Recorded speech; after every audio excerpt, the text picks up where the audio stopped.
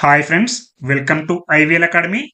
మనం ఈ సిరీస్లో స్టెప్ బై స్టెప్గా ఇంగ్లీష్ సెంటెన్స్ స్ట్రక్చర్ని అర్థం చేసుకుంటూ వస్తున్నాం.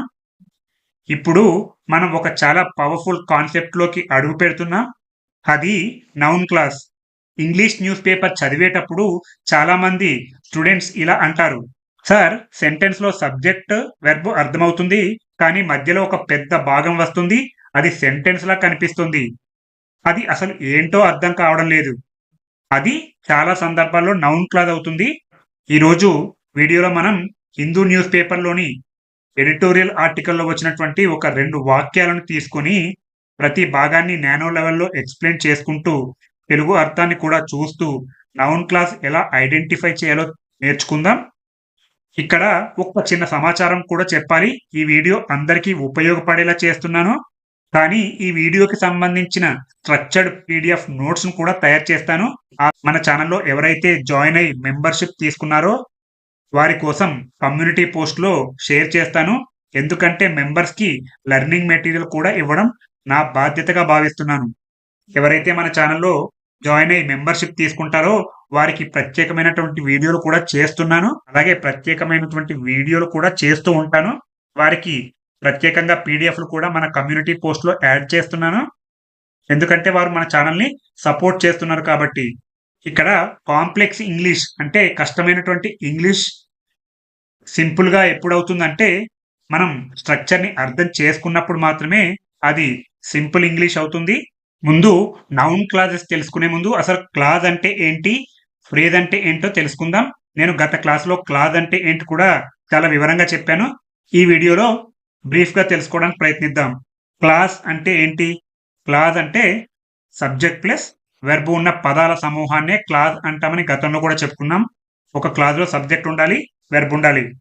అంటే క్లాజ్లో యాక్షన్ లేదా స్టేట్ ఉంటుంది. ఎగ్జాంపుల్, హీ కేమ్, అతను వచ్చాడు.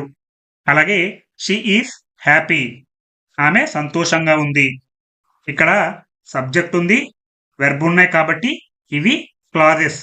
ఫ్రేజ్ అంటే పదాల సమూహం, కానీ ఇక్కడ వెర్బ్ అనేది ఉండదు.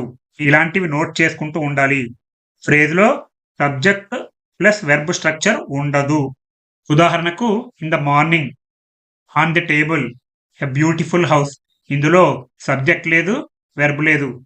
వీటిని ఫ్రేజెస్ అంటారు. ఇలాంటివి నోట్ చేసుకోవాలి. సింపుల్గా ఫ్రేజ్కి వెర్బ్ ఉండదు. క్లాజ్ అంటే సబ్జెక్ట్ ఉంటుంది, వెర్బ్ ఉంటుంది. వెర్బ్ కనిపిస్తే క్లాజ్ అనుకోవాలి, వెర్బ్ లేకపోతే ఫ్రేజ్ అనుకోవచ్చు. ఇక్కడ ఒక వాక్యం తీసుకొని అందులో నౌన్ క్లాజ్ ఏదో ఐడెంటిఫై చేయడానికి ప్రయత్నిద్దాం. The report revealed that several officials had ignored earlier warnings about the safety risks. మొదట సెంటెన్స్ చదివితే ఇది చాలా పెద్దగా ఉంది, కానీ స్ట్రక్చర్ చూస్తే ఇంట్రెస్టింగ్గా ఉంటుంది. సెంటెన్స్లో మెయిన్ స్ట్రక్చర్ ఏంటి? ముందు మనం తెలుసుకోవాల్సింది ఇందులో వెర్బ్ ఏంటంటే రివీల్డ్. ఇదే బాస్ వర్బ్ అవుతుంది లేదా మెయిన్ వెర్బ్ అవుతుంది. The report revealed. ఇక్కడ ద రిపోర్ట్ అనేది సబ్జెక్ట్, రివీల్డ్ అనేది వెర్బ్. ఇక్కడి వరకు మనకు సెంటెన్స్ క్లియర్గా ఉంది. That several officials had ignored earlier warnings about the safety risks అన్నప్పుడు ద రిపోర్ట్ రివీల్డ్ అంటే ఆ నివేదిక వెల్లడించింది. That several officials had ignored earlier warnings about the safety risks. ఇక్కడ ఆ నివేదిక వెల్లడించింది. ఏం వెల్లడించింది అని క్వశ్చన్ చేసినప్పుడు ఇక్కడ సెంటెన్స్ లో నెక్స్ట్ భాగం వస్తుంది. అదే that several officials had ignored earlier warnings about the safety risks. ఇది ఒక చిన్న సెంటెన్స్ లాంటిది. సబ్జెక్ట్ వెర్బ్ తర్వాత వచ్చింది చిన్న సెంటెన్స్ లాంటిది. దీన్ని బ్రేక్ చేస్తే సెవరల్ అఫీషియల్స్ అనేది సబ్జెక్ట్, హ్యాడ్ ఇగ్నోర్డ్ అనేది మెయిన్ వర్బ్స్. హ్యాడ్ ఇగ్నోర్డ్ అనేది మెయిన్ వర్బ్. ఎర్లియర్ వార్నింగ్స్ అనేది object. About the safety risk ఇది అటాచ్మెంట్. మనం గతంలో కూడా చెప్పుకున్నాం అటాచ్మెంట్స్ గురించి. ఇందులో ఏ చిన్న సందేహం వచ్చినా కామెంట్ చేస్తూ ఉండాలి. ఈ అటాచ్మెంట్స్ అనేవి వాక్యానికి అదనపు సమాచారాన్ని ఇస్తాయి. ఈ అబౌట్ ద సేఫ్టీ రిస్క్ అనేది కూడా ప్రిపోజిషనల్ ఫ్రేజ్ అని కూడా చెప్పొచ్చు. ఈ ప్రిపోజిషనల్ ఫ్రేజ్ నే మనం అటాచ్మెంట్ అంటుంటాం. కొంతమంది అధికారులు భద్రతా ప్రమాదాల గురించి వచ్చిన హెచ్చరికలను పట్టించుకోలేదని several officials had ignored. Several officials అంటే కొంతమంది అధికారులు, హ్యాడ్ ఇగ్నోర్డ్ అంటే పట్టించుకోలేదు. ఎర్లియర్ వార్నింగ్స్ అంటే ముందుగా ఉన్నటువంటి హెచ్చరికలు. అబౌట్ ద సేఫ్టీ రిస్క్ అంటే భద్రతా ప్రమాదాల గురించి వచ్చిన హెచ్చరికలను పట్టించుకోలేదని. ఇప్పుడు ఒక ముఖ్యమైనటువంటి ప్రశ్న, అంటే బిగినర్స్ డౌట్ ఏంటంటే, సార్ ఇది నౌన్ క్లాజ్ అని ఎలా తెలుస్తుంది?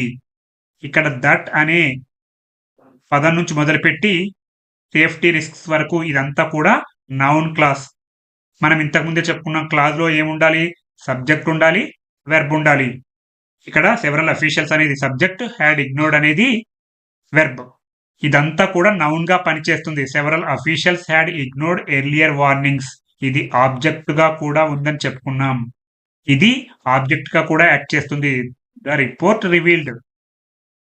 ఆ నివేదిక వెల్లడించింది. ఏం వెల్లడించింది? కొంతమంది అధికారులు భద్రతా ప్రమాదాల గురించి వచ్చిన హెచ్చరికలను పట్టించుకోలేదని. అంతా ఆబ్జెక్ట్. ఆబ్జెక్ట్ గా వచ్చిన దాన్ని నౌన్ గా చెప్పాలి. ఇదంతా నౌన్ క్లాస్. ఇందులో ఏ చిన్న సందేహం వచ్చినా మీరు కామెంట్ చేస్తున్నా నేను తప్పకుండా రెస్పాండ్ అవుతాను. ఈ క్లాస్ మొత్తం అంతా కూడా నౌన్ లా పనిచేస్తుంది. అంటే ఇది ఆబ్జెక్ట్ పొజిషన్ లో ఉంటుంది. సాధారణంగా నౌన్ అనేది సబ్జెక్ట్ పొజిషన్ లోను లేదా ఆబ్జెక్ట్ పొజిషన్ లోను ఉంటుంది. ఇక్కడ several officials had ignored earlier warnings అనేది ఆబ్జెక్ట్ ప్లేస్ లో ఉంది. ఇది నౌన్ గా యాక్ట్ చేస్తుంది కాబట్టి ఇక్కడ నుంచి మొదలుపెట్టి దట్ అనే పదం నుంచి మొదలుపెట్టి ఇదంతా కూడా నౌన్ క్లాజ్ అనే చెప్పాలి. A clause that behaves like a noun is called a noun clause. ఒక క్లాజ్ అంతా కూడా కేవలం నౌన్ లాగా పనిచేస్తే, ఇక్కడ ఉన్నటువంటి క్లాజ్ అంతా కూడా నౌన్ లా పనిచేస్తే దాన్ని నౌన్ క్లాజ్ అంటారు. ఇంకొక ఎగ్జాంపుల్ చూద్దాం. The minister admitted that the policy had serious floss. దీన్ని బ్రేక్ చేద్దాం. ద మినిస్టర్ అనేది సబ్జెక్ట్, అడ్మిటెడ్ అనేది వెర్బ్. ద మినిస్టర్ అంటే మంత్రి, అడ్మిటెడ్ అంటే ఒప్పుకున్నారు.